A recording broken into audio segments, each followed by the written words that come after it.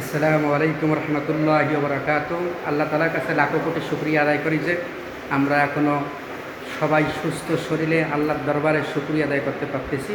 সকালে বলি আলহামদুলিল্লাহ। আমরা রংপুর শহরের ভেতরেই, রংপুরের প্রাণকেন্দ্রের ভেতরেই সুন্দর একটি প্রতিষ্ঠান, যেটা আর কি না দেখলেই নয়। কত বড় আল্লাহওয়ালা, নেক আমলওয়ালা, এখলাসওয়ালা মানুষদের দ্বারাই এই প্রতিষ্ঠানগুলো হয়ে থাকে। রংপুরের ভেতরেই সুন্দর একটি প্রতিষ্ঠান করেছে একটি সংস্থা।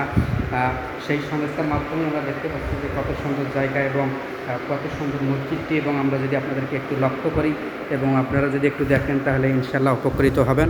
মসজিদটি হচ্ছে কি সুন্দর টাইলস দিয়ে একবারে ভরা এবং দেখতে কতই না সুন্দর দেখাচ্ছে। এই যে আমরা যদি একটু লক্ষ্য করি যে ওপরেও টাইলস এবং চতুর সাইড দিয়ে এবং নিচেও টাইলস রয়েছে। কত সুন্দর মসজিদটি।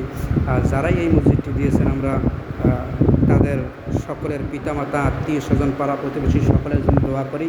আল্লাহ তাআলা যেন তাদের মনের আশা কবুল করেন, মনের ব্যথা দূর করেন।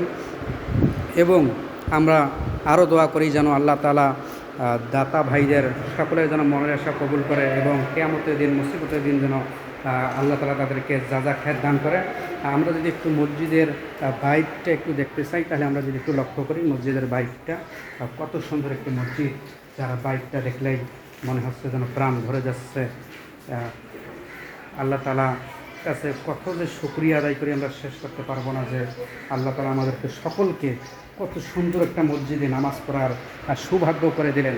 এই জন্য আমরা আল্লাহর কাছে লাখো কোটি শুকরিয়া আদায় করি যে মহান রব্বুল আলামিন যেন আমাদেরকে সকলকে সুস্থ রাখে এবং তার যে গুণগান, তার যে শুকরিয়া, এটা যেন আমরা আদায় করতে পারি। এবং যারাই ভিডিওটি দেখবেন ফেসবুকে অথবা ইউটিউবে কিংবা মোবাইলের স্ক্রিনে, সকলের কাছে দোয়া চাই আপনারা সকলেই আমার জন্য দোয়া করবেন এবং সকলে সুস্থ থাকবেন, ভালো থাকবেন। আসসালামু আলাইকুম রহমতুল্লাহি ওয়া বারাকাতুহু।